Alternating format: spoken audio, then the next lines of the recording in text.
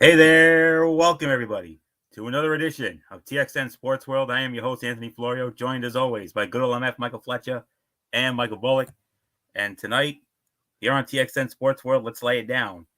We are going to recap the 2024 Major League Baseball Home Run Derby, the 2024 Major League Baseball All-Star Game, and then good old MF Michael Fletcher will give you his latest Big Three basketball report. And I know he wanted to address the Copa America and the Euro America. I know he wanted to get into that.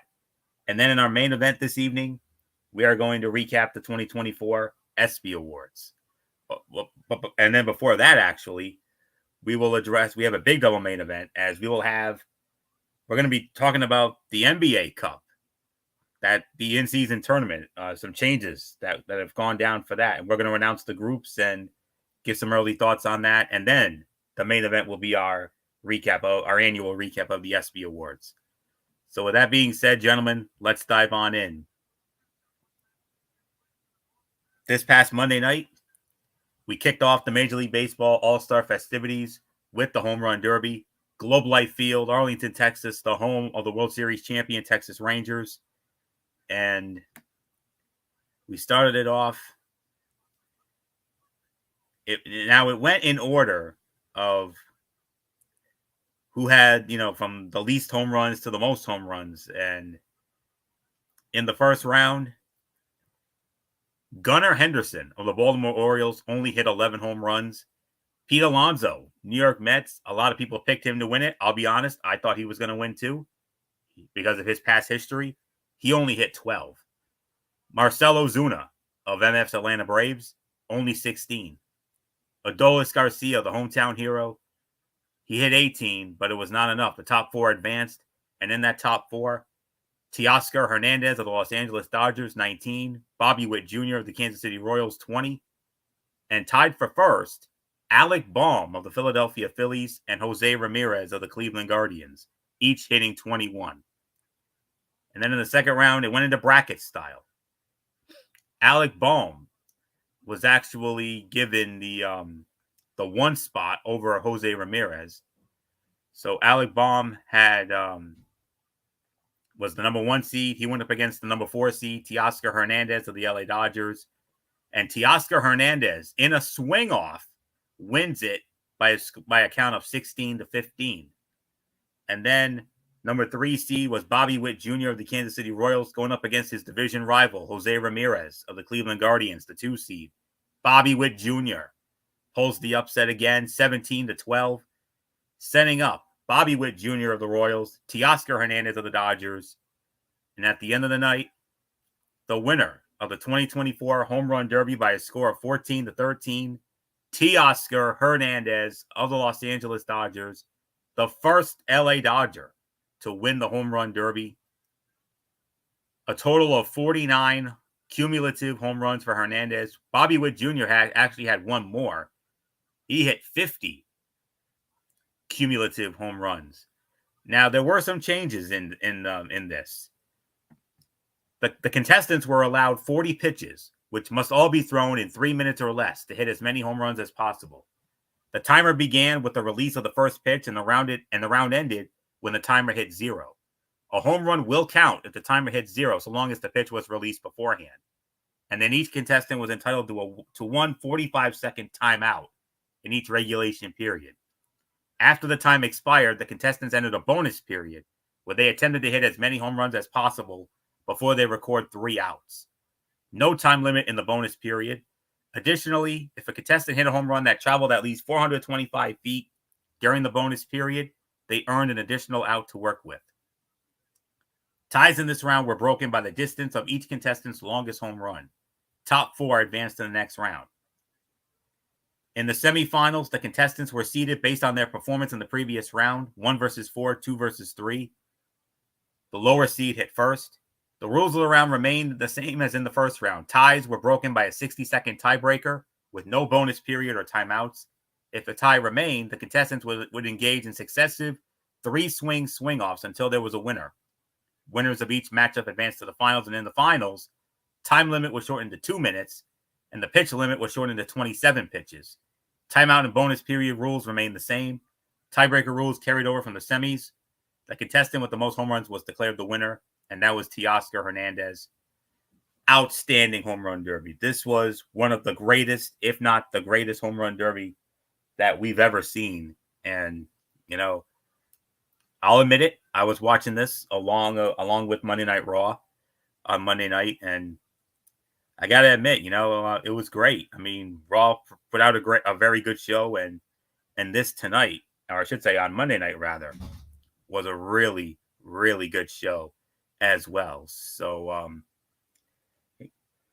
it was a lot of fun, and I'll be honest with you, no disrespect to Carl Ravitch. Carl Ravitch is great at what he does, but the home run derbies are not the same without Chris Berman. Chris Berman made those home run derbies so fun to watch back in the day, but nowadays, I mean, back. Gone and way back. Yes, and of course the Spanish baseball announcer, who always did that a lo profundo y no. Yes, sir. And I said, way back. It's all the way to Niagara Falls. Lambeau Field or Marblehead. I mean, he made those so fun to watch back then. Carl Ravitch does it, of course, for ESPN, and of course our own good old MF Michael Fletcher does it for us, and channeling his inner Gary Thorne with the goodbye home runs, and even doing that little bit of Spanish announcing. Oh yeah, that was good. That was good stuff, man. No doubt about it. So, but all in all, an amazing home run derby. I mean, they get better and better every year. And I know good old MF Michael Fletcher is going to really have fun with it next year because it's his team's turn. It was announced that the 2025 Major League Baseball All-Star Game will emanate from Truist Park in Atlanta, the home of the Braves. And oh man, MF's going to have a lot of fun with that. I can guarantee you that. So, and it will come on the 25th anniversary of when they last hosted the All-Star Game back in 2000 at the old Turner Field. So, yeah. So, congratulations to everybody. I mean, it was fun to watch. And a quick thing, Florio. Atlanta was originally supposed to host the 2021 All-Star Game. Yeah, and a whole lot of political BS, which we're not going to get into. Yeah, we're not going to get into that. Yes, please. Unfortunately, because of that, it got moved to Colorado. Yeah. But that's all. Nonetheless, story for another day. But 2025 Atlanta, you got the bar's been set by Globe Life Field. So let's see how you folks do next year. I can't wait to see that. So it's going to be a lot of fun being there, no doubt about it. And no one's going to have more fun than MF. So that's it for me. So good old MF Michael Fletcher, come on in. You said it yourself the other night. I think we brought it up during Monday Night Raw, during Ridiculously Raw Monday night. You said one of the greatest home run derbies, if not the greatest. And after what we saw, absolutely. There's some people that did criticize this home run derby, basically because of the format and the new look of it. However, it felt better. It felt more smoother. It felt more jolt into the life, And I kind of feel like this was a better way of the feel and everything else. The 8 guys getting that amount of pitches to hit those home runs, if you can get it, it just felt good. And it was really a great action. It made everything flow a lot more consistent. Once you got into the final 4, that's when the real fun began. The seeding and then doing that, the total amount of pitches at that point. So it was really good. I really enjoyed it. Surprised on the winner because I know a lot of people were thinking Pete Alonso. There was talk about maybe Marcell Ozuna. There was a few names out there that some people thought it was going to be. But that last round was amazing. The crowd got into it. You saw how the crowd was getting into it, and we were getting into it, especially in the broadcast position, watching especially that ending. Especially the final out where it looked like he got it, and me and Anthony were like, "Whoa!" And I said deep to left, back, the track, the wall, doink, off the base of the wall. He missed it by 3 feet. The wall, if he would have done it 3 feet higher, that goes right over, and that's a home run. We retied.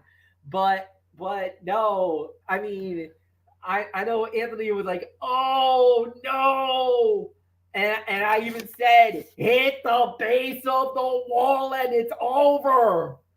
So, yes, it was an incredible home run derby. But, at the end of the day, I got to say, congratulations, man. That was an incredible event.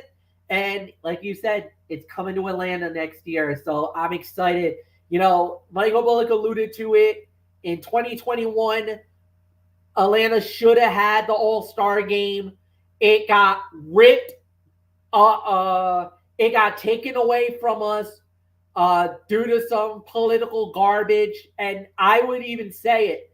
I absolutely went on a Cerebral Viper rant, if everybody remember that. And I ripped at Major League Baseball for taking the All-Star game away from Atlanta because of the thing is that and this was my personal opinion, politics and sports should never mix. And this was one of those times where I cried foul more than anything else because I was like, why the F are you taking the All-Star game away? Why? Because politicians decided that they wanted to do something for their state that, yes, I get it. It was very disrespectful to the African American community, and it also disrespected the LGBTQ community, which I'm both support of than anybody else. But I don't want to throw my political spin on this, but I sided with the African American, with the LGBTQ plus, because what the state of Georgia was doing was unfair. What they were doing was disrespectful, and it was not nice, and it wasn't cool what they were doing. But for the Major League Baseball to turn around and punish the Atlanta Braves by taking away the All-Star game from them was absolutely an atrocity. And even to me, still to this day, I have not held any, let's just say I hold that taking away of the All-Star game very personal to Rod Manfred and to MLB. So trust me, there's still that bridge was burned in my eyes because of what happened 3 years ago. And I'm glad that they actually did right the wrong and awarded Atlanta the All-Star game rightfully, deservingly in 2025, because we never should have lost it in the first place, in my personal opinion. But I'm glad that MLB realized the error of their ways, and then finally he's like, you know what? All right, Atlanta, we're sorry. We effed up. Here it is in 25. You get your All-Star game back. So I'm ready for home run derby. The last time they did it was in 2000. If you remember the home run derby in 2000, Sammy Sosa absolutely went wild on Turner Field. Had us going absolutely bonkers the whole night. Baseballs were flying into areas at Turner Field I never thought they could reach. That's how amazing they were. They were blasting the baseballs, including one that was dead center. It was like 442 feet, dead center.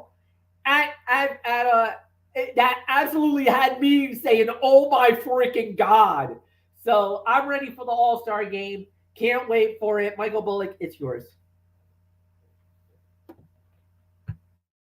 Yeah, like you said, what a home run derby it was. I mean, I know, like you said, there were some people who criticized it, but like you said, this turned out to be much better with the rules. And yeah, I mean, going into this, I originally thought Pete Alonso was going to win it, especially with his past winning the home run derby. But you know what? Like I said, kudos to all the guys, especially the winner, Teoscar Hernandez. And man, that's crazy, guys. I mean, all this time. I mean, the Dodgers have had a really long history, and the one thing that they've never had in their long, illustrious history was have someone win the home run derby. And Teoscar Hernandez changed all of that. So, yeah, it was fun, and yeah, I mean, they even got to see their hometown boy, Adolis Garcia, but unfortunately, like you said, he didn't advance. So it was a fun night. So yeah, can't wait to see what the home run derby will bring next year. But now, Anthony Florio, let's get into the All-Star game itself. The next night, Tuesday night, it was the 2024 MLB All-Star game, the 94th edition of the All-Star game. Once again from Globe Life Field in Arlington, Texas. Home Run Derby, of course, was on ESPN. Of course, All-Star Game, as always, on Fox. The managers for the National League, Torey Lovullo of the Arizona Diamondbacks, the National League champion D-backs, and Bruce Bochy from the World Series champion Texas Rangers served as the manager of the American League. And the starting lineups, of course, we had William Contreras of Milwaukee, Bryce Harper of Philadelphia, Ketel Marte from Arizona, Alec Baum and Trey Turner of Philadelphia, Jurickson Profar, and we had I do apologize. I read off the wrong list. Starting lineup was Ketel Marte from Arizona, Shohei Ohtani of the Dodgers, Trey Turner and Bryce Harper of the Phillies, William Contreras and Christian Yelich of the Brewers, Alec Baum of the Phillies, Teoscar Hernandez of the Dodgers, and Jurickson Profar from the Padres. Starting pitcher was Paul Skeens from the Pittsburgh Pirates, who has taken the league by storm. American League starting lineup: Stephen Kwan from the Cleveland Guardians, Gunnar Henderson of the Baltimore Orioles, Juan Soto and Aaron Judge of the New York Yankees, Yordan Alvarez of the Houston Astros, Jose Ramirez of the Cleveland Guardians, Vladimir Guerrero Jr. of the Toronto Blue Jays, Adley Rutschman of the Baltimore Orioles, and Marcus Semien of the World Series champion Texas Rangers. Starting pitcher was Corbin Burns from the Baltimore Orioles. One of the fastest moving All-Star games that I can recall. The time of the game was 2 hours and 28 minutes. That's got to rank up there as one of the fastest, if not the fastest, All-Star game I've ever seen. That is actually labeled, just to confirm, Anthony, it was the fastest All-Star game recorded in history. So it was the fastest game ever. And that just goes to show you guys that this whole pitch clock era, it's worked out to perfection. It's sped up the game, and that's why you're seeing games go this amount of time. Because before the pitch clock, I mean, we had games go at least 4 hours. Like you said, 3 or 4 hours. But ever since they installed it, the times of the game have been cut down by so much. I think the only gripe that I've had with the pitch clock is that it's not enough time. Where I think I think the pitch clock, and this is kind of more of a, and I really would like to see Major League Baseball implement this, and this is something that the Savannah Bananas have done, and is that it do a 3-hour time limit for the game. So have this game starts at 3 hours. So 3-hour time limit. And no matter what happens, once the game ends at that 3-hour mark, whatever the score is, that's the game. Game is over. I think that would be perfect.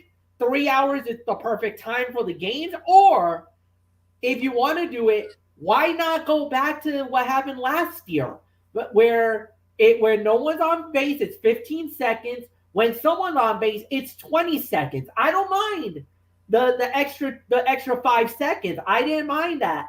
I know some pitchers were complaining because of the fact that they dropped it. Now, when a runner's on base, it's 18 seconds for the next pitch. I think that's unfair. So I think the way they had it initially was perfect.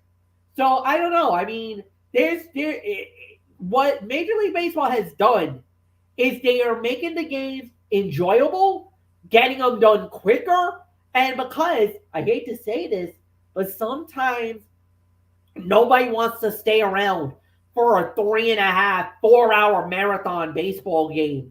So because NBA finishes their games normally 2.5 hours, 2 hours and 45 minutes.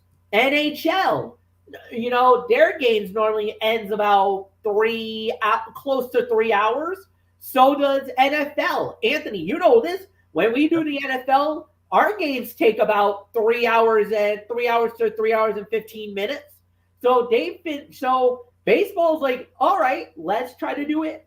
Dude, they finished the game and had everything wrapped up before 11 o'clock at night. Who would have ever thought we would say that? Like, we literally packed up our headset at 11 in the East. We never did that back in the day. We were always packing them up at like 12:30, 1 a.m. So props to MLB for doing it. Yeah, and let's not forget that near all-night marathon we had to endure back in 2008. That went almost 5 hours. Oh, yep, I remember that. But that was the greatest All-Star game ever, and it still is to this day. So, but anyways, let's dive into this. No score after the first 2 innings, but then in the top of the third, you heard the tone of good old MF Michael Fletcher. You heard him say it. There were 2 men on. The batter was Shohei Ohtani. You heard it once he connected. Deep, back, gone. Goodbye. 3-run home run. Ohtani-san. 3-0 National League. And that's exactly how he did it. So Shohei Ohtani hit a 3-run home run to give the National League a 3-0 lead. And I know good old MF was like, oh, let's go. I swore I could hear a Pat McAfee let's go from MF because, he was rooting for the National League, whereas myself and Bullock, we root for the American League. So bottom of the third, well, let's just say the celebration, the lead was short-lived.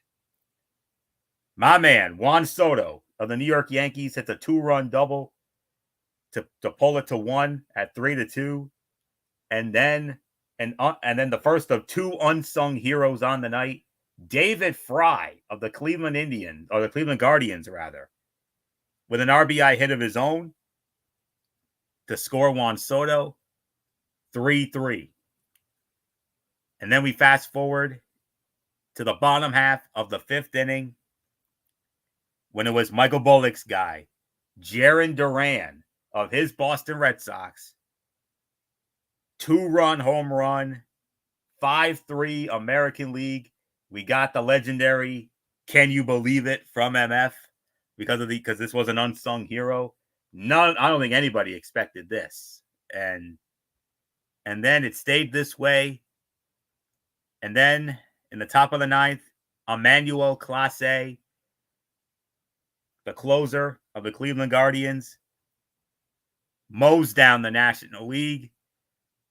And ladies and gentlemen, the winner of the 2024 Major League Baseball All-Star Game is the American League. American League wins it by a score of 5-3. The winning pitcher was Mason Miller of the Oakland Athletics. The losing pitcher was Hunter Green of the Cincinnati Reds. And Emmanuel Clase of the Cleveland Guardians with the save. Shohei Ohtani with a home run for the National League. Jarren Duran, a home run. Paid attendance, 39,343. Time of the game, 2 hours, 28 minutes. And the most valuable player of the All-Star game, it's a double win for Michael Bullock. Not only does the American League win, but his guy, Jarren Duran of the Boston Red Sox, the most valuable player, and rightfully so, with the home run that won it for the American League.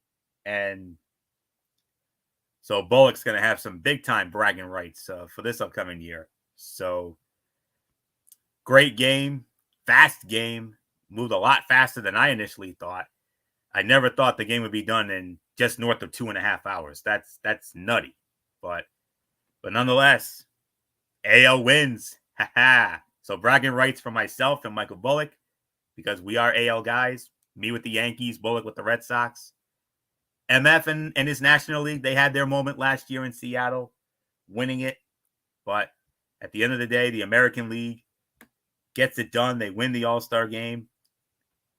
The 10th time in 10th time in 12 years, the American League wins the All-Star game. And it now gives it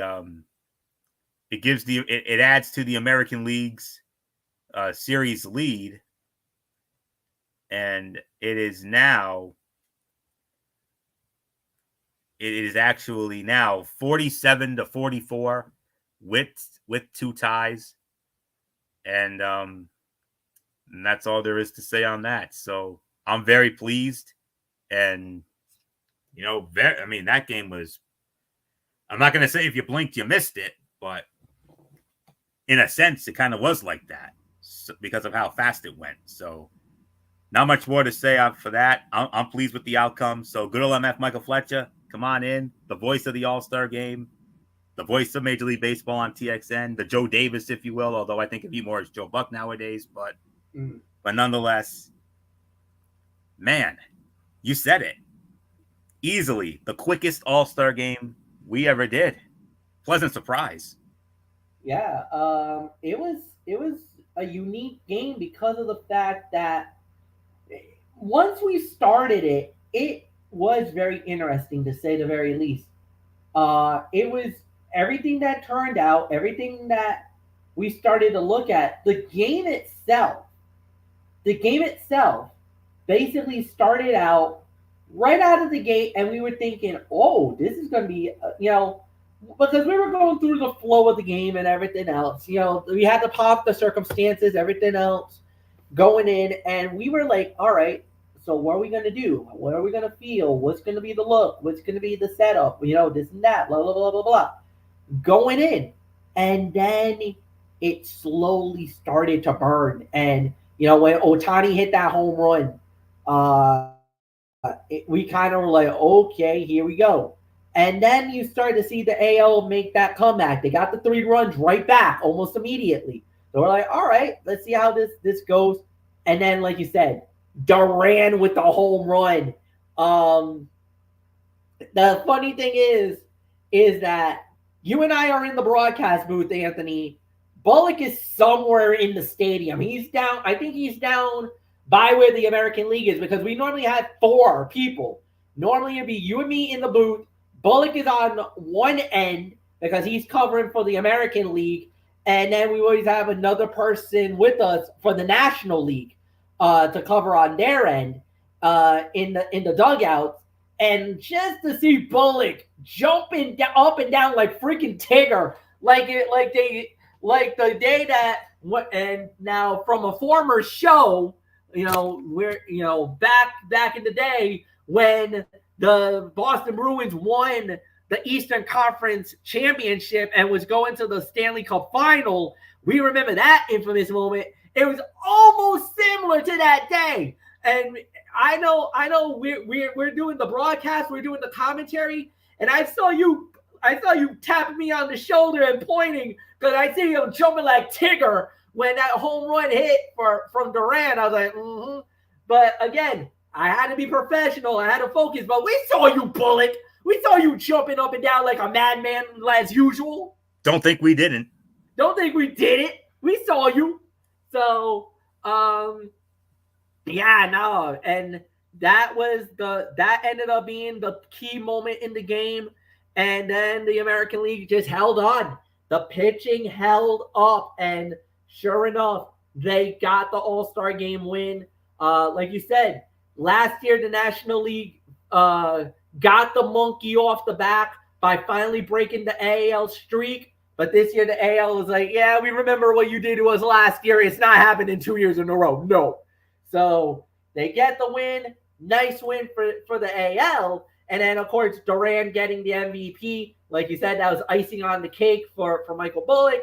And now next year, maybe the National League gets it back next year in Atlanta at Truist, but we'll see.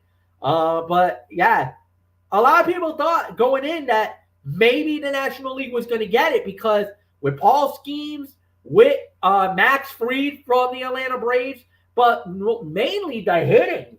Because they had Shohei Ohtani. They had some of their bigger guns, and the AL pitching was able enough to stymie right at the very beginning. Because the thing that really got me, excited for the National League was Paul Skeens started it perfect first inning. Then you had Max Fried from the Atlanta Braves, and he came in and shut everybody down.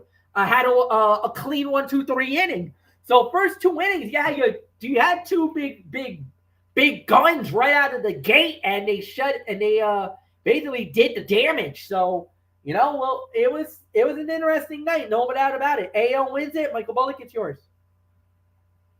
What a month for Boston sports. Celtics win the NBA championship, and now a Red Sox wins the All-Star Game MVP. Double bragging rights for you, Bullock, as our league wins. I'll tell you what, not too bad for your first All-Star Game, Jarren Duran. I mean, to win the All-Star Game MVP, which is, oh, by the way, named after one of, if not the greatest Red Sox players of all time, the late great Ted Williams. So, yeah, that's got to be a huge honor for him. But yeah, the American League gets back on track thanks to Duran, and yeah, and National League, like you said, they had their bragging rights and last year, but the American League gets it right back, and yeah, one of the fastest All-Star games I've ever seen, and yeah, and now that the All-Star game is over, now the second half of the season is, of course, officially got underway today. So, well, boys, we're gonna have to see what our respective teams can do in this second half, and so yeah, there's really nothing more to say. It's yours, Florio. Well, the Yankees off to a great start. Nice win for them tonight, taking care of the Tampa Bay Rays 6-1. Bullets, Red Sox are playing at this hour against the LA Dodgers. And unfortunately, the Atlanta Braves was a no game. We got rained out. So yeah, so we're sitting St. Louis. We were going up against St. Louis at Truist, but Mother Nature had other plans and decided that we're not playing today. So we're going to have to sit this one out, and we might have, and I do believe we might have to play two. So might have to play a day-night double dip tomorrow. It is a day-night double header tomorrow. So that's not going to be fun for the Bravos. I'll say that. First game at 1, second game at approximately 7:20 for MF's Braves against my Uncle Ed's team, the St. Louis Cardinals. So a little bit of a buddy bowl there. So Uncle Ed's Cardinals against MF's Braves. So may the best team win. So all right. So with that being said, MF, keep your mic on because it's time for you now. I know you got your big three basketball, and I know you wanted to get into the what was it? The Copa America, Euro. What was that you wanted to get into? Both events, but I'll do that in just a minute. Just let me get the big three set up. Yep. So yes, we'll give MF. We'll turn the mic over to MF, and he'll fill us in on the latest happenings of the big three. Saturday games this time around. We got Saturday games going down tomorrow. And, of course, and then he'll also get into the Euro and the Copa America and the World of Soccer. And then we'll continue on with, of course, we got the NBA in-season tournament, some big things coming out of that. We'll address that. And then, of course, the ESPYs will close it out. Mm-hmm. So we're waiting for MF to... I'm just trying to get the link. Hang on. Let me see if I can find it. Oh, there it goes. Official website. All right, I'm ready. All right. So, ladies and gentlemen, I am now going to turn the mic over to good old MF Michael Fletcher, the voice of the Big Three. And MF, another round of action going down tomorrow afternoon on the mothership. Yeah, it's week 6 for the Big Three, y'all, and we are getting serious now. Now we're starting to get into the meat of the season, because now we're getting into basically this is put up or shut up time, because we're getting closer to the end. Remember, basically after this week, 2 teams get eliminated from Big Three competition, and then you get week 7 and 8, and then on week 9 is the playoffs. Week 10 is the championship. And by the way, championship game, TD Garden, Boston, Massachusetts. That is where the final will be held this year. So if you're Michael Bullock, you're having the golden time. Celtics win the title. Durant with the All-Star Game MVP. And now the 3-on-3 basketball, the Big Three. Your championship game is going to be at TD Garden in Boston. Now confirmed, now official. The championship game will be in Boston, Massachusetts. So, with that said, let's start up. All right, Big Three. We started out with the first game of the day, and that was Bivouac, remaining undefeated. They are now 5-0. It got a little scary, in the first half. They were down briefly, 26-21, but then a 29-7 run in the second half. They dominate and blow out Ball Hogs and wins it 52-33. Then in the second game, put some respect on the Threes Company. Michael Cooper and the boys are killing it right now. 4-1 in the Big Three this year. Anthony, they're going to the playoffs. The way that they're playing right now, yes, they might be in the playoffs. They might be playing for the championship. Who knows? We might see Three's Company in Boston playing for the title. They're that good. That would be awesome. They're that good. They're that good. They knocked off the triplets, Lisa Leslie, ISO Joe, and it was a good game though. 50-42. Three's Company wins. Then in the third game, the enemies, the reigning champions, they knock out the Killer Threes, 50-41. Enemies are picking up right where they left off 1 year ago. They are also undefeated. They are 5-0 as well. Then game number 4 was the Trilogy. Trilogy, the 3-time champions, finally get their first win in the Big Three season, winning the game 50-40 over the Ghost Ballers. And then in the 5th game, it was the Aliens knocking off Power 50-41. And then in the final game of the day from Anaheim, California at the Honda Center, it was Tri-State.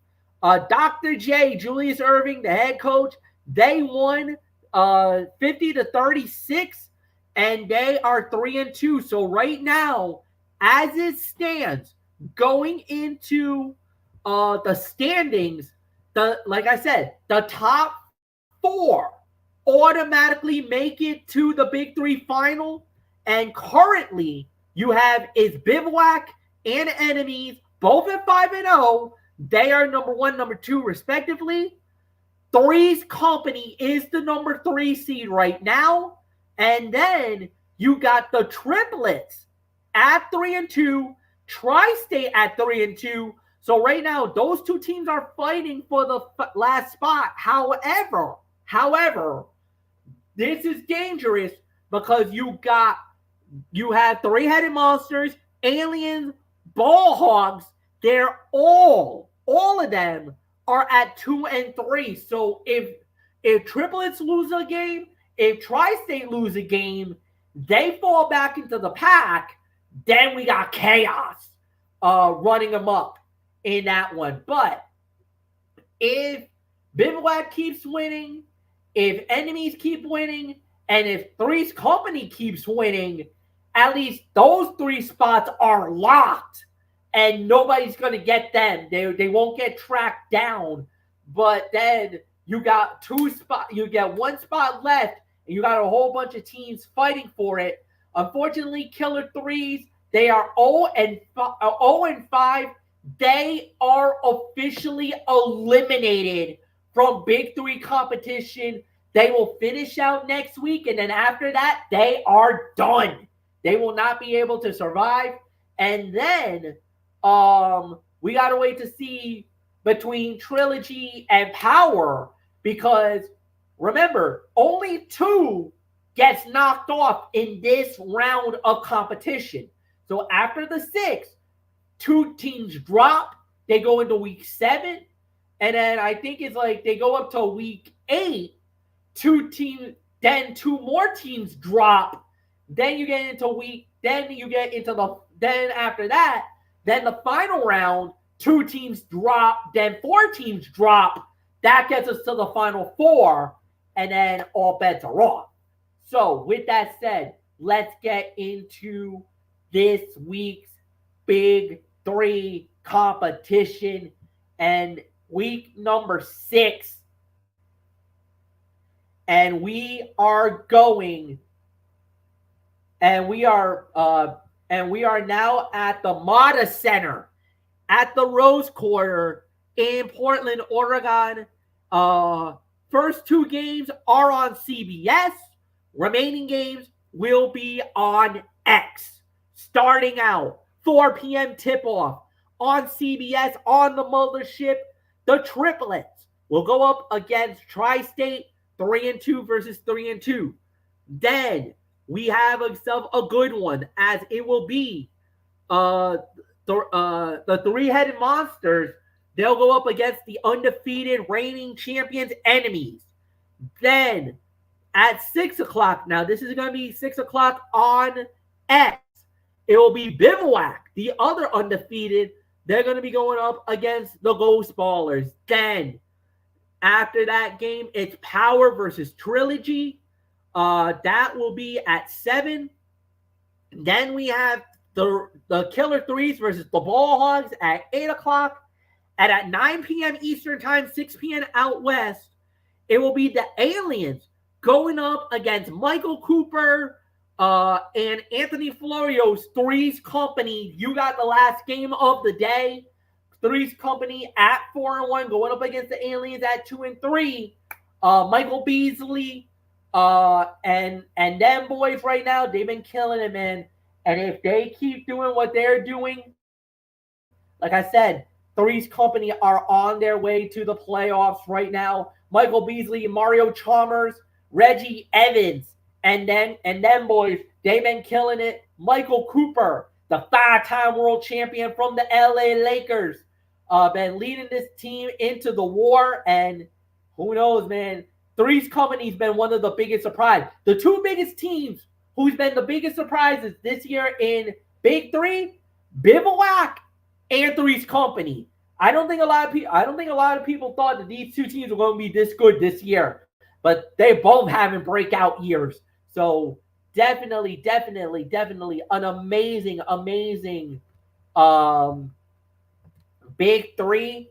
And then let's get into it. the Euro 2024 final, as it was at the Olympia in Berlin, Germany. The final game during this tournament, it was España, Spain, going up against England, and it was Spain winning it all,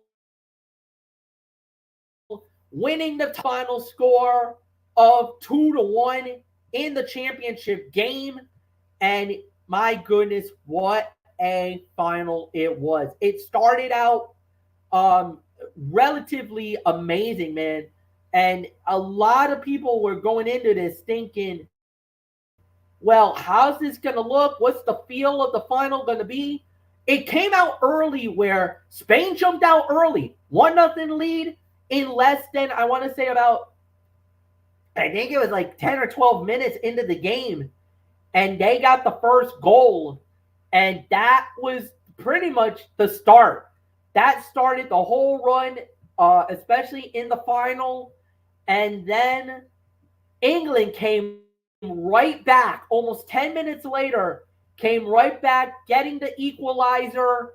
And trust me, that shot was absolutely a screamer. Got right by the goalie, and it was a stunning turn of events.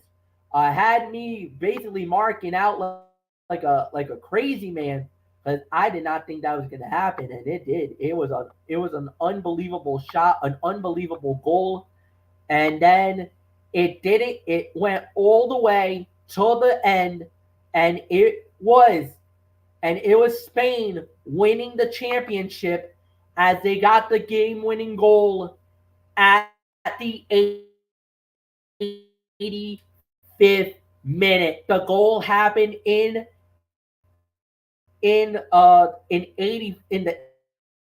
basically ended any hope for England. They tried to get the game-tying goal to no avail.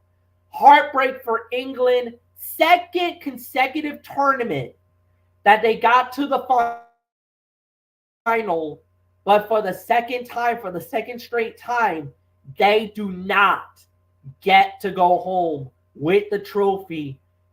Spain captures the championship at the Olympia style in Berlin.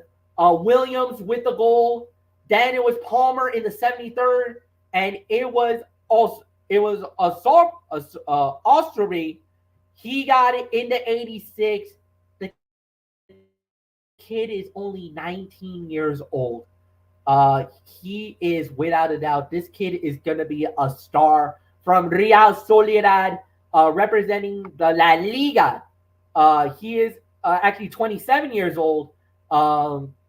He has actually played in La Liga, and this is, without a doubt, his biggest moment of his career as they win that final. And then the other final that we had, Copa America, the Carnival Copa America, the final from Miami, Florida. It was at the Hard Rock, folks. Hard Rock Stadium, Miami, Florida, was the championship game. And when it was all said and done, the final was Argentina, the reigning, defending World Cup champions.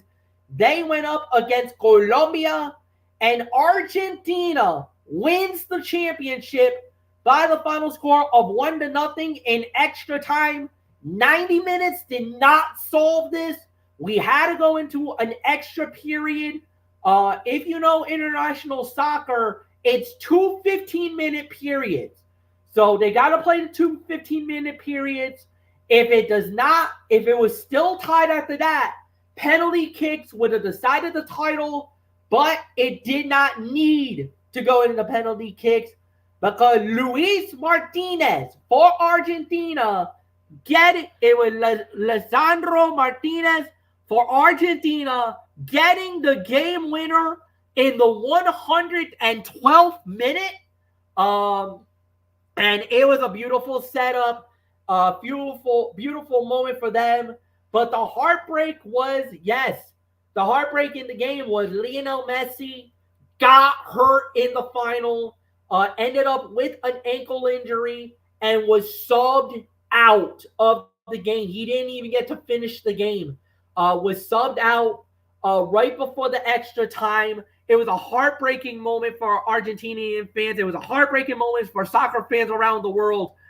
And trust me, watching this game, it was wicked hard even for me because Messi was in absolute tears. He broke down in tears, sobbing on the bench with the ankle taped up, with a full of ice, and he was absolutely just, you could see the heartbreak in his eyes. You saw the expression, and it was so hard to watch to see one of the greats breaking down in tears, knowing that I cannot help my country. I cannot help them to play in this final. I should be out there. I want to be out there, but the ankle just would not allow him to get it. But the thing is, at the end, even though he was in tears of sorrow and heartbreak and devastation, he had tears later on, but it was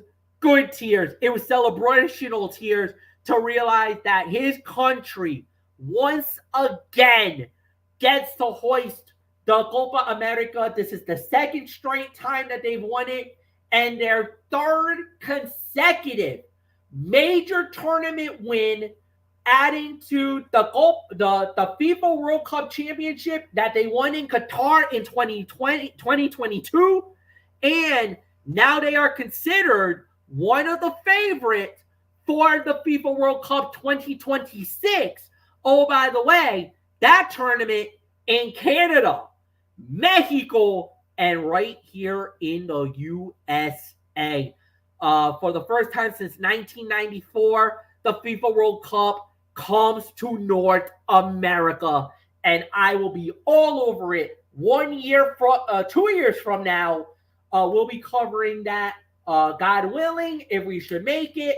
But if we do, we'll be doing it right here on TXN Sports World. So a lot of excitement on those tournaments. Anthony Florio, it is back to you. All right. Very good, MF. Thank you very much for that. Everything that wow. Great stuff. And man, Big Three and man, Bivouac and Three's Company. Man, that is something, I gotta tell you. So I hope it comes down to those two on August 18th at TD Garden for the championship there. I see that we've lost MF for a moment. Hopefully he'll be right back with us momentarily. Something must have happened on his end, but yeah. So with all that being said, of course, new. You remember? Okay, we got MF back in. Okay, all right. So we're all ready to go here. So now, as we all know, last season in the NBA, there was a multi-stage basketball tournament known as the NBA in-season tournament that was won ultimately by the Los Angeles Lakers by defeating the Indiana Pacers.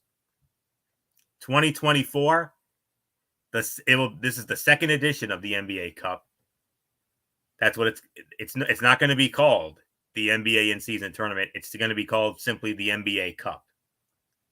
All 30 teams will be in it, each playing 4 regular season games that count towards the tournament's group stage standings. All games in the knockout round, except for the championship game, also count towards the regular season standings. The semifinals and the championship game will be played at the T-Mobile Arena in Las Vegas, Nevada. So this is what's going to happen here. In the group stage, each conference will be divided into 3 groups with 5 teams each for a total of 6 groups. Regular season games played on Tuesdays and Fridays between November 12th and December 3rd will count in the regular season standings and the in-season tournament standings. Each team will play a game against each of their other teams in its group for a total of 4 games, 2 at home, 2 on the road. If 2 or more teams in a group have equal records upon completion of group play, the following tiebreakers will be applied. Head-to-head record in group stage, point differential in group stage, total points scored in group stage, regular season record from this past season, and a random drawing. Each group's winner will go to the knockout stage, along with one wild card from each conference. The group runner-up with the best group stage record, that's the wild card team. The knockout stage, single elimination tournament, quarterfinals will begin on December 10 and 11. The teams with the top two group stage records in each conference hosting and the best team in group play games will host the wildcard team. Semifinals will be on December 14, and the championship game will be on December 17. And those games will emanate from the T-Mobile Arena in Las Vegas. So, and there's going to be money involved in this. Players on teams that lose in the quarterfinals, $50,000 each. Players on teams that lose in the semis, $100,000 each. Players on the tournament runner-up, $200,000, and players on the championship team, $500,000 each. Big money, big money. So with that being said, let's get into the groups. The initial groups were revealed during the tournament announcement a week ago. Starting in the Eastern Conference. In Group A, we have the New York Knicks, the Orlando Magic, the Philadelphia 76ers, the Brooklyn Nets, and the Charlotte Hornets. In Group B, we will have the Milwaukee Bucks, the Indiana Pacers, the Miami Heat, the Toronto Raptors, and the Detroit Pistons. And in Group C, we started off with your reigning, defending, undisputed NBA and Eastern Conference champions, the Boston Celtics. And they're going to be joined by, how about this? The Cleveland Cavaliers, the Chicago Bulls, the Atlanta Hawks, and the Washington Wizards. That's the Eastern groups.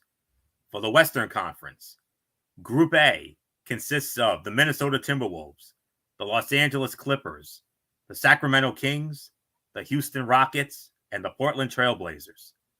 Group B will consist of the Oklahoma City Thunder, the Phoenix Suns, the Los Angeles Lakers, the Utah Jazz, and the San Antonio Spurs. And in Group C, you have the Denver Nuggets, the Western Conference champion Dallas Mavericks, the New Orleans Pelicans, the Golden State Warriors, and the Memphis Grizzlies. The first games in Group A will be played in Groups A, B, and C. Actually, all games will be played on November the 12th of this year. All groups. So, and then, like I said, the quarterfinals will begin on Tuesday, December 10th, and Wednesday, December 11th. And the semifinals will be held on Saturday, December 14th, and the championship game Tuesday night, December 17th, in Las Vegas, Nevada. The group stage of the tournament will be covered by the NBA's existing broadcasters, just to let you all know.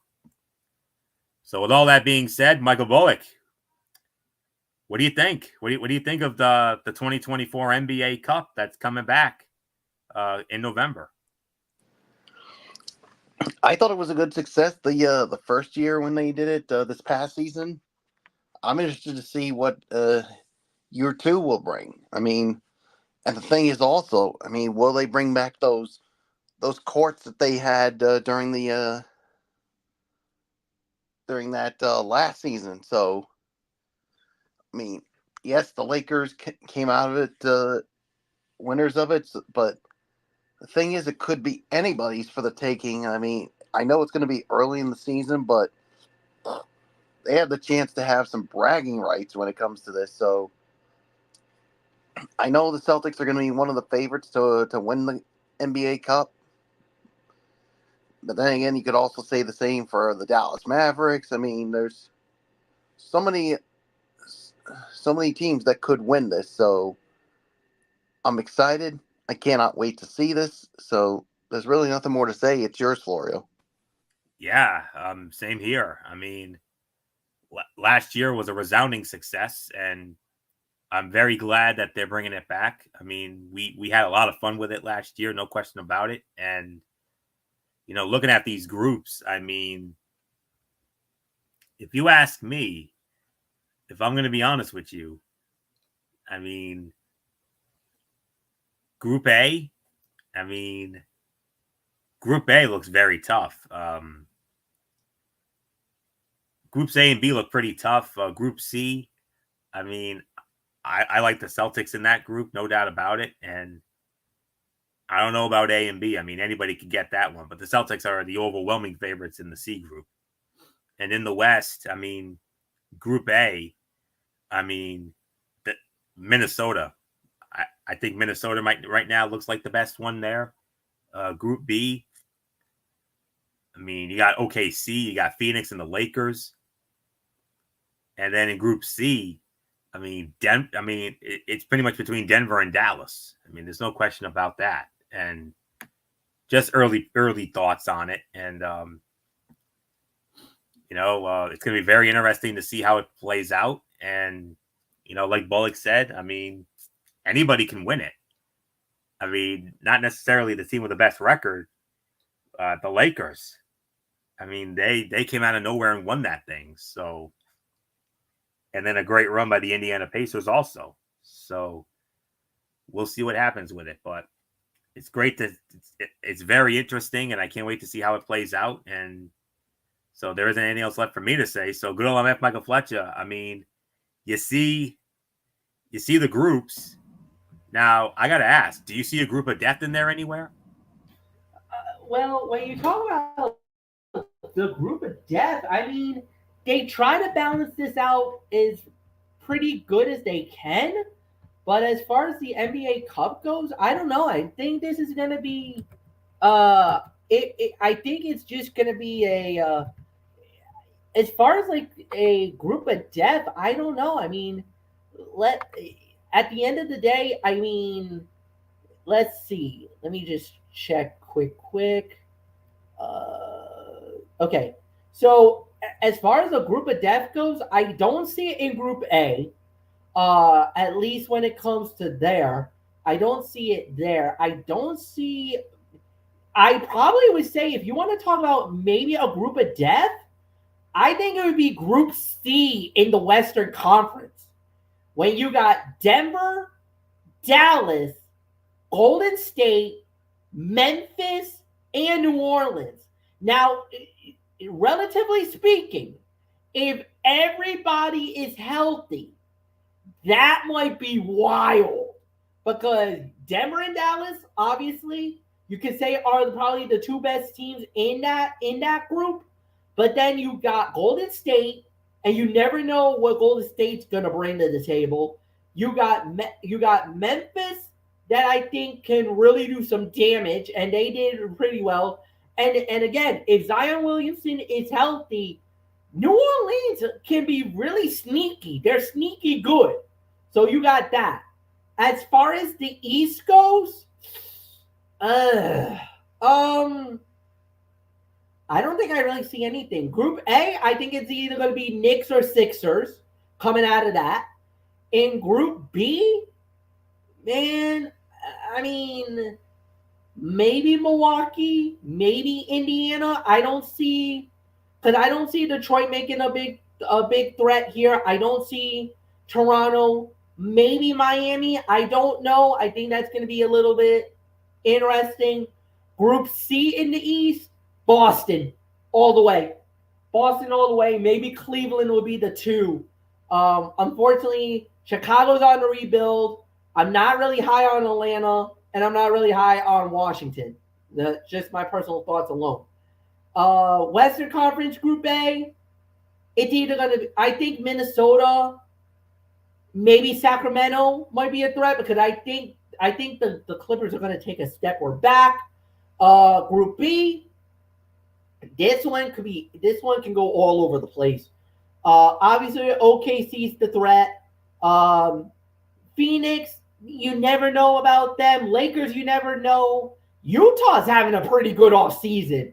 So Utah might actually surprise a few people. And then San Antonio's still on the rebuild.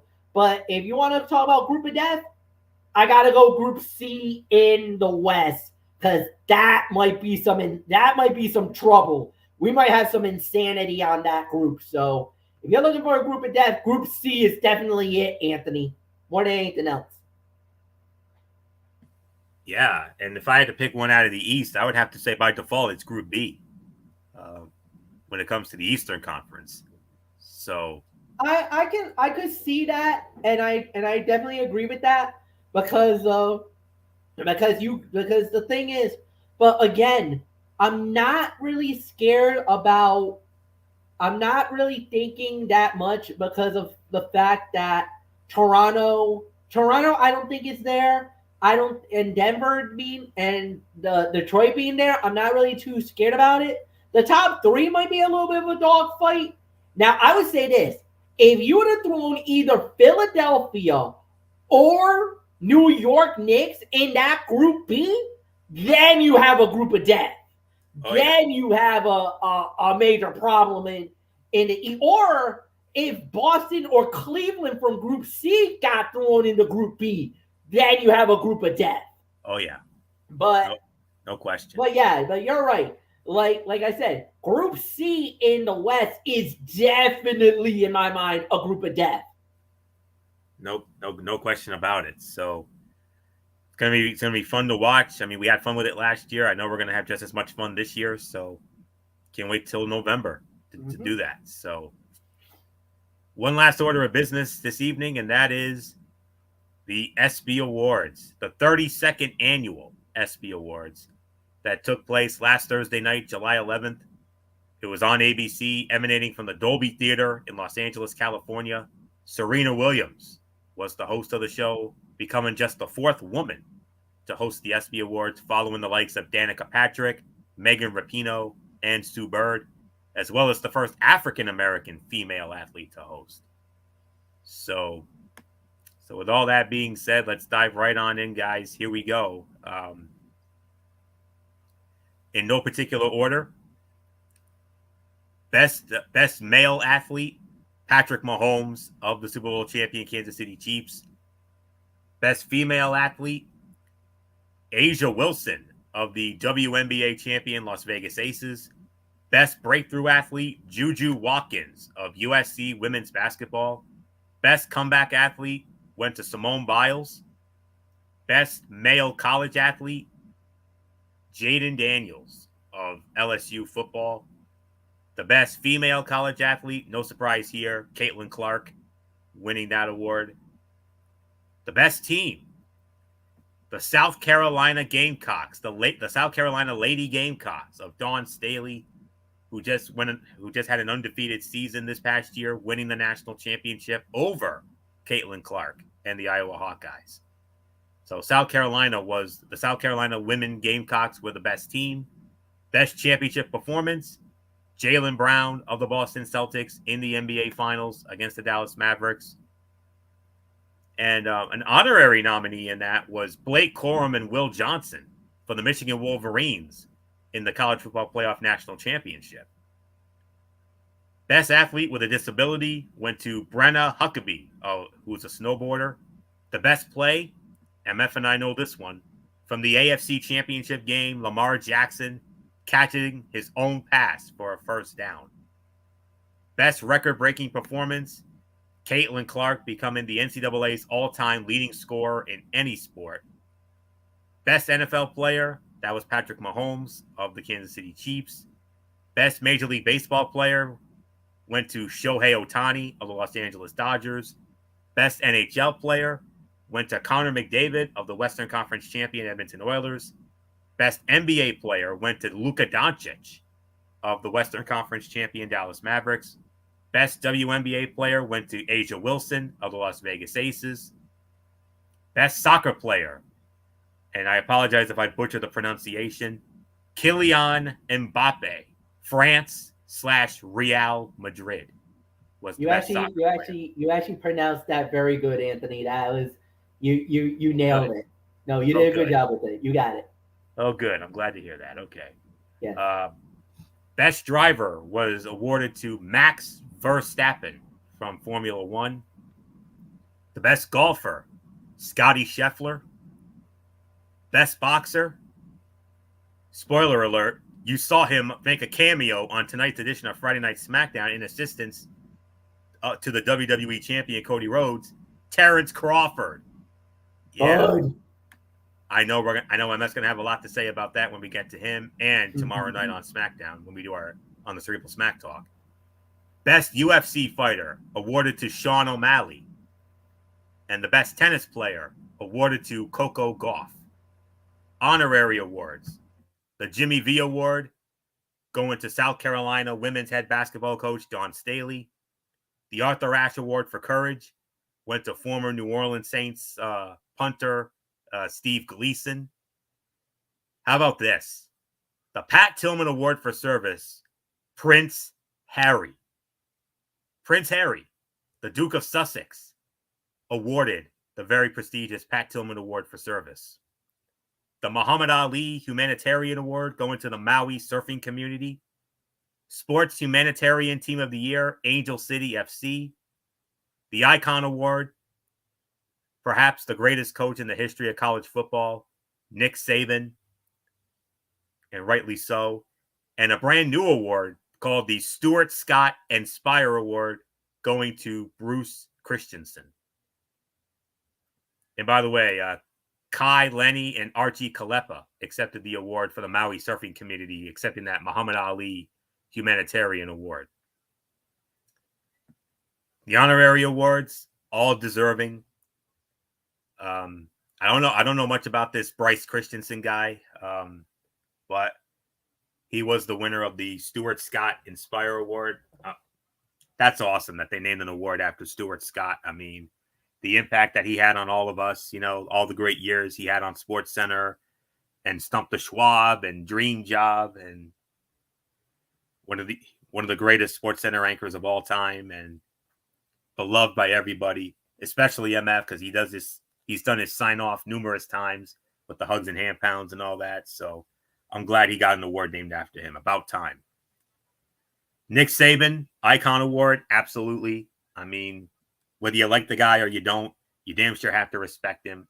And the way he turned Alabama into that dynasty, winning all those national championships, and of course winning one at LSU also.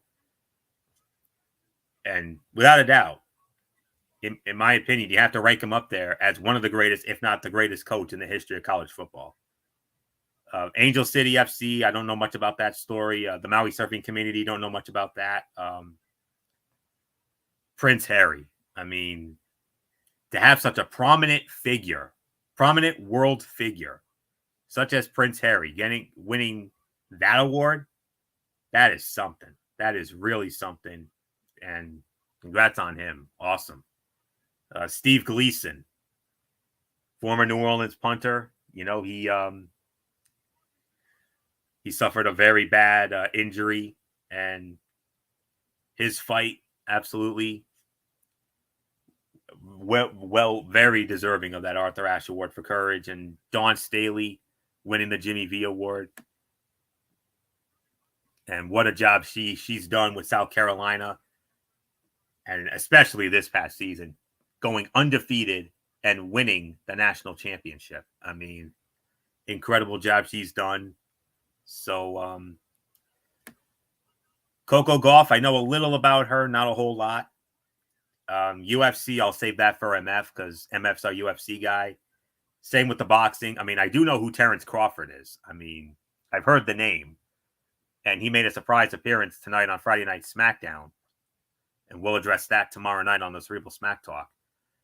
Scotty Scheffler, he has done very well for himself in the golf, despite that little incident that he had some time ago.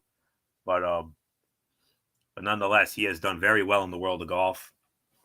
Don't know much about Verstappen, the Formula One. The soccer player, I'll leave that to MF because I know he knows more about him than I do. Asia Wilson, what she's done in the WNBA. I mean, the Las Vegas Aces, they've been a dominant team the last couple of years. This year, actually, they're actually struggling, which is a surprise. I mean, I was expecting them to be dominant again this year, but no. Even with the heroics of Asia Wilson. I mean, she is the heart and soul of that team, and she's the glue that holds that team together. And that's why they've been the dominant team in the WNBA the last couple of years. Luka Doncic, I mean, a great year for him and his Dallas Mavericks, going all the way to the NBA Finals before losing to Bullock Celtics. I mean, any of those guys could have won it. Nikola Jokic, Shai Gilgeous-Alexander, Jason Tatum. But Doncic winning that, that was a tough vote. That literally could have gone either way. NHL player, of course, it's Connor McDavid. I mean, what can you say about this guy? I mean, finally getting his Edmonton Oilers to the Stanley Cup Finals. They just missed out on the Stanley Cup. Florida Panthers crushing their dreams in Game 7, but not just what he's done with the scoring, all those scoring records that he holds, but just his all-around ability. I mean, he is beyond fun to watch, and we had a lot of fun watching him, especially on this magical run for the Edmonton Oilers, going all the way to the Stanley Cup Finals and nearly coming back from 0-3 down to win the thing before coming up short in Game 7. But what a run for Connor McDavid. Ohtani-san in baseball. Yeah, there was no way he was losing that. I mean, Ronald Acuna Jr. with Atlanta. I mean, we know how great he is. Unfortunately, suffered a season-ending injury, much to MF's chagrin. Garrett Cole, coming off that Cy Young Award season last year. He was injured at the start of this season, but, he's finally settled back in, and he actually started tonight, and he pitched very well tonight against Tampa Bay. And Corey Seager of the champion Texas Rangers. But it's Ohtani-san. I mean, there's no doubt about that. Ohtani's the man. And we saw a glimpse of that Tuesday night when he hit that home run in the All-Star game. Mahomes in the NFL, of course. I mean, Garrett, great defensive player for Cleveland. Lamar Jackson, he's also half man, half amazing in Baltimore. Christian McCaffrey, with what he did in San Francisco. If it wasn't for Caitlin Clark, Christian McCaffrey would have won the record-breaking performance. 17 straight games with a touchdown. That is amazing. But as long as Mahomes is around and breathing and healthy in the whole nine, he's going to keep racking up those accolades. And trust me, at the rate he's going, he could get Brady a run for the GOAT. No question about that. Record-breaking performance, of course, it's Caitlin Clark. I mean, I saw the moment as it happened, and what a moment it was. And, just the way she has transcended women's basketball, just amazing. And for the life of me, I'm still in a state of shock that she didn't get selected for Team USA. That is mind-boggling and absolute blasphemy. But it is what it is. Lamar Jackson, with that crazy play in the AFC Championship game that made MF and I lose our minds. I mean, yeah,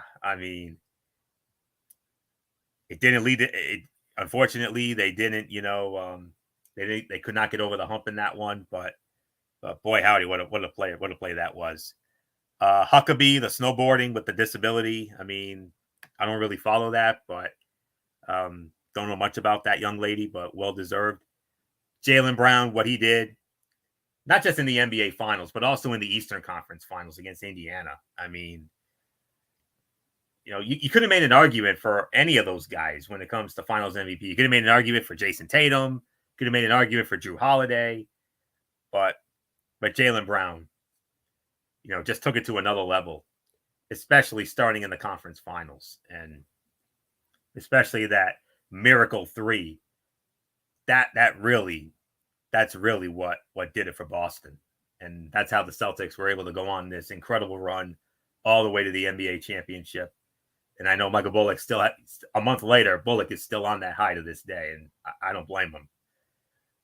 South Carolina Lady Gamecocks in the women's game, best team. I mean, I got to consider that a bit of a surprise. I mean, I thought Kansas City was going to get it. You also could have made an argument for the UConn Huskies on the men's side with yet another dominant run in the NCAA tournament, back-to-back tournament domination. They're already the favorites going into this year, no doubt about that. Female college athlete, Caitlin Clark, of course. I mean, not even close. Jaden Daniels, LSU football on the men's side. Heisman Trophy winner, rightly so. Simone Biles, what a great run for her.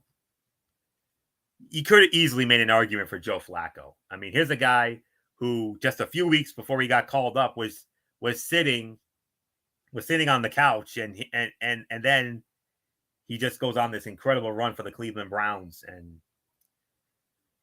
But it is what it is. Juju Watkins with the breakthrough athlete. With all due respect, I would have given that to CJ Stroud after what he did in Houston out of nowhere. Asia Wilson on the women's side. I was thinking Caitlin Clark, but Asia Wilson with what she's done for the Vegas Aces, why not? And on the men's side, it was Patrick Mahomes, of course. So congratulations to all the winners of the ESPY Awards. And Michael Bullock has just headed out for the evening, so MF and I will take you the rest of the way. So that's my thoughts on it. So MF, you see the winners from last Thursday's ESPY Awards, and your thoughts, especially those other guys that I don't know much about. Yeah, let me just pull up my list. Hang on, because I could help you out with the rest of the winners. So let me just get into this. No, I think I had all the winners. They're No, I'm just trying to find on Wikipedia so that I can give you my thoughts. Yeah, there it is. I got it. Okay. The soccer player and Yep. So all right. So let's start with the ones, because I'll go from bottom to top and then we'll go from there. Let's see. All right. So best tennis player, yes, Coco Gauff. Look, you could even make an argument for Novak Djokovic. You could make an argument for Carlos Alvarez. I mean, without a doubt, right now, what they've been doing, no doubts, I think you can say that definitely Coco deserved it. Best UFC fighter is Sugar Sean O'Malley, man. There's no, even though I think a lot of people could say Alex Pereira, I could give you that, no doubt. But what they've been doing lately, what O'Malley did, especially winning the title the way he did, yeah, no doubts about it. In my opinion, definitely is worthy of the moment. Best boxer is Terrence Bud Crawford. There's no debate on this one. No argument for me. I think they definitely got it right. Scotty Scheffler for best golfer. I don't have any problem with that either. But I know there might be some people like, well, what about Xander Schauffele? Why did he not get it? Well, I kind of feel like they got the right guy on that one. Best driver, Max Verstappen, the two-time Formula One world champion. He's been dominating with Red Bull Racing. That's the best team in the world right now. Definitely has done everything he could do. Kylian Mbappe, look, if you're wondering why he won this, it's pretty simple. When you go back to a couple of years ago, his run in the World Cup that made him an international superstar, having a great year with PSG, just recently signed with Real Madrid. So he hasn't even played a game yet for Real Madrid yet. He will play soon. Normally they start their season in August. Next month, you'll see them make their debut. But at the end of the day, it's going to be incredible to watch. So nothing more to say on that. Asia Wilson for WNBA player. Yes, I can't say anything about that. Best NBA player is Luka Doncic. What he's been doing. Connor McDavid, or I like to call him Connor McJesus, he definitely was worthy of best NHL player. Shohei Ohtani winning for best MLB player, no doubt about that. Patrick Mahomes, best NFL player, yes. Record-breaking performance, it is Caitlin Clark. No arguments on that one. Best play, yeah. Lamar. I mean, I don't think there's even much that you can even say about that. So, athlete with a disability, I never heard of her either, Anthony. So that was the kind of one of those big surprises. But it is worthy. Congratulations, championship performance. Yes, Jaylen Brown winning it. I don't have anything with that. Best team. I don't think you can make an argument here. When you go 40-0 and undefeated, and to win the championship, the national championship, I I actually don't have an issue with that. Best college, yeah, best college female athlete, Caitlin Clark, no arguments on that. Jalen Daniels winning for the best male athlete, yes. Comeback story, yes, it is Simone Biles. She was out of the Olympic Games for a number of years. She comes back and she dominates. She is one of the best female gymnasts in the world. And oh, by the way, she will be in Paris 1 week from tonight when the Olympics starts, and she will be gunning for yet another gold medal, and I think she could get it. Juju Watkins for best breakthrough athlete. Man, you could make an argument for a number of people. For Hallie Bryant from LSU, you can make that. Victor Wembanyama was like, oh my God, what he was doing this year was absolutely insane. What he was doing. So, I mean, you can definitely make an argument for that. Best female athlete, Asia Wilson wins it. I guess I'm good with that. I know there's some people who's like, that should have been Caitlin Clark. There's even some people who say, what about Nelly Korda from golf? Yes, Nelly Korda has been dominating the golf scene. Golf is actually an official Olympic sport this year, and a lot of people think Nelly could win this for the United States of America. So she could be a gold medalist in golf, believe it or not. It could happen. Nice. So we'll see about that. And then obviously, best male athlete, it is Patrick Mahomes. So yeah, I'm good with that. As far as the specialty awards goes, I come for Nick Saban. Yes, I totally agree with that. For the Pat Tillman Award, going to Prince Harry or the Duke of Sussex. I know this caused a lot of rift. I know this caused quite a controversy, and a lot of people felt like, why did this guy get the award? Was he deserving of this award? The reason why he got it was because of the Invictus Games.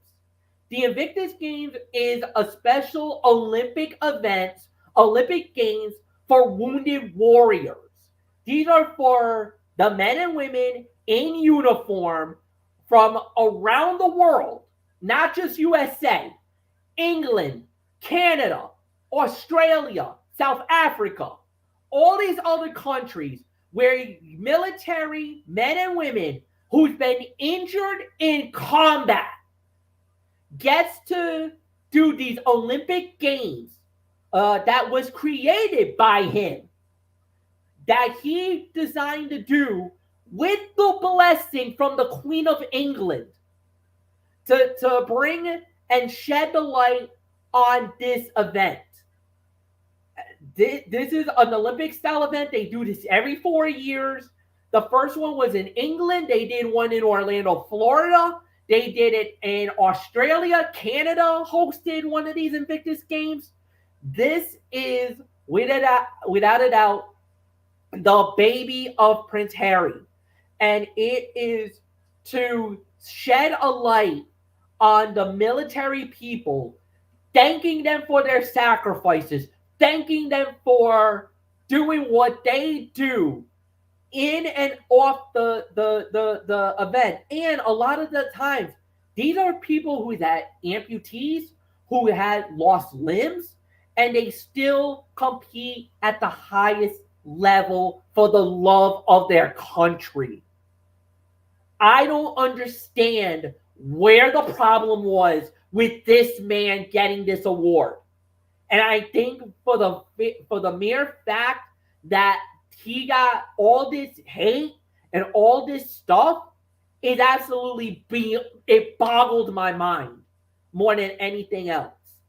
So to all those people that felt like he didn't deserve this award, pipe down and shut up, is what I say. Amen.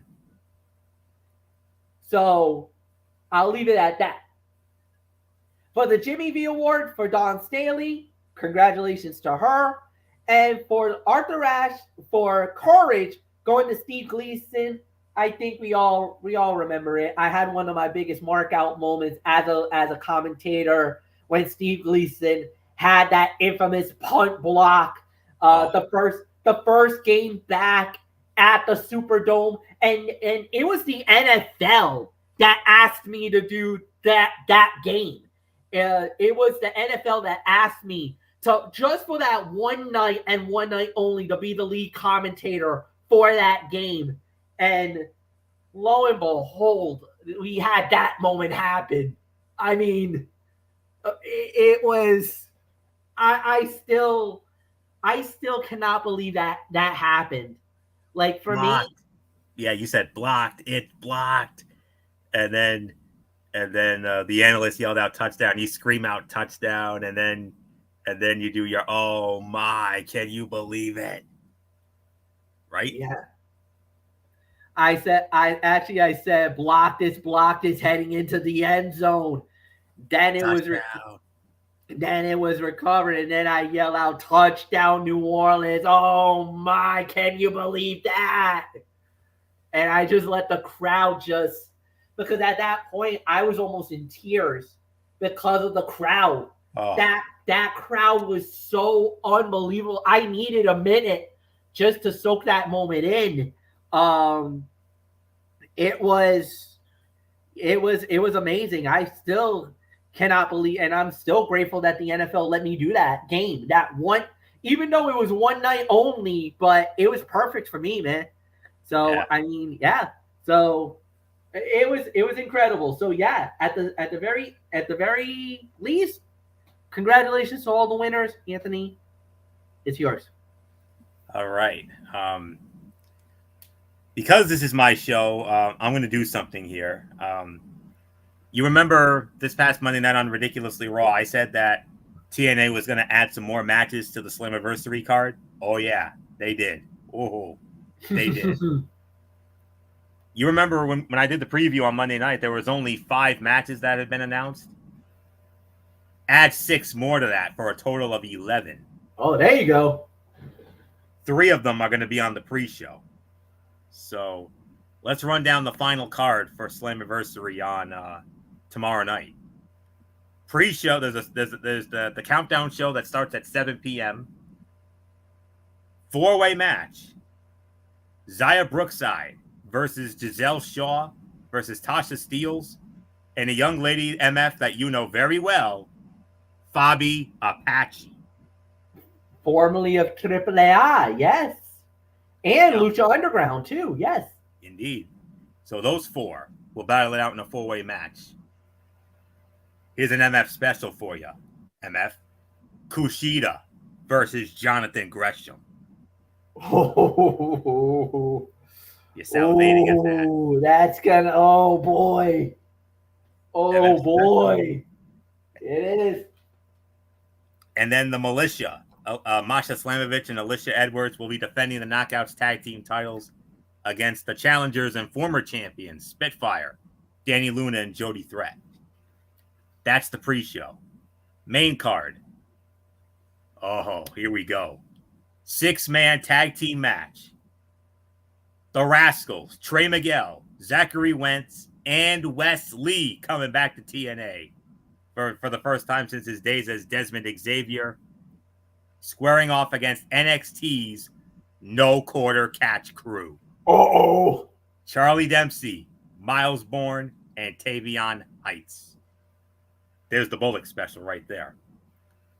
Mike Santana will go one-on-one with Jake something. AJ Francis will defend not just the TNA Digital Media Championship, but this Canadian International Heavyweight Championship against PCO. We got a battle for the World Tag Team Championship. Brian Myers and Eddie Edwards of the System to defend against the challengers and former champions in their own right, Ace Austin, Chris Bay, the ABC. The Broken One, Matt Hardy, will be squaring off against Johnny Dango Curtis, formerly Fandango for who you best remember him as. He now goes by the name of Johnny Dango Curtis. Mustafa Ali will defend the X Division Championship against Theme of the Night, challenger and former champion in his own right, and Montreal's own Speedball Mike Bailey. Jordan Grace will defend the Knockouts Championship against MF's favorite knockout, Ash by Elegance. And in the main event, six-pack elimination match for the TNA World Heavyweight Championship.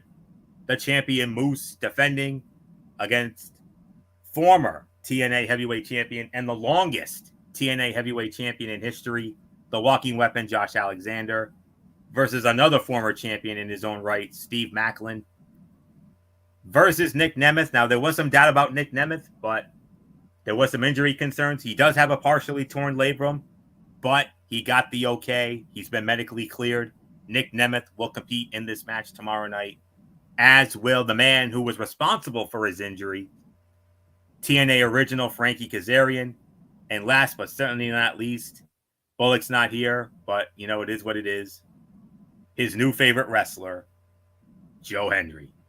So, yes, indeed. So, there's your card for Slammiversary, the 20th edition of it, which will take place tomorrow night from the Verdun Auditorium in Montreal, Quebec, Canada. Come right back here on the Tone 25 on Monday night, and I will give you my full thoughts. I will be tuning into this show. You best believe I will be. Sorry, Collision, but, you know, it is what it is. So, I'll be back with you folks. I'll be back with Collision next week, but as far as tomorrow, I'm not giving up this event. No way. Not one of the biggest events of the entire calendar year. Oh, no. Especially that 6-man main event. Oh, it's going to be something. So, you'll get a special review of that on Monday night. So with that, that'll put the bow on this edition of TXN Sports World. We want to thank you all so very much for tuning in as always. We'll be back with you tomorrow night, right around that 10:30, 11 threshold. MF will have it, Brace Fan 95, as it will be the Cerebral Smack Talk, Friday Night SmackDown, AEW Collision, and if I have any, thoughts about Slammiversary, I might drop a thought or two. I don't know, but if any breaking news that I feel needs to be reported, you best believe. So that'll be tomorrow. Monday, it'll be Ridiculously Raw. Of course, we'll get into Monday Night Raw, and of course, my review of Slammiversary. And then on Wednesday, we got Wednesday Night Madness with MF. We got NXT. We got AEW Dynamite. And then we'll see about after that. So that's it. So until tomorrow night for the Cerebral Smack Talk over on MF's channel, Raceway 95, this is Anthony Florio here for Good Old MF, Michael Fletcher, and in spirit, Michael Bullock, and of course, always and forever, the First Lady of Talking Wrestling TXN, the one and only Twisted Angel, Dee Dee Woodson. You know the routine, everybody. Thumbs up. Talk to you later. Yeah, throw it up Fortune Forest style. Bye for now, my friends. God bless. Be good to each other. Have a blessed Saturday, and until tomorrow night, for the Cerebral Smack Talk you've been watching, TXN Sports World, right here on the Tone 25 on YouTube and StreamYard.com. For everybody who has been a part of this one, for now, Anthony Florio, so long, and bye, everybody, bye.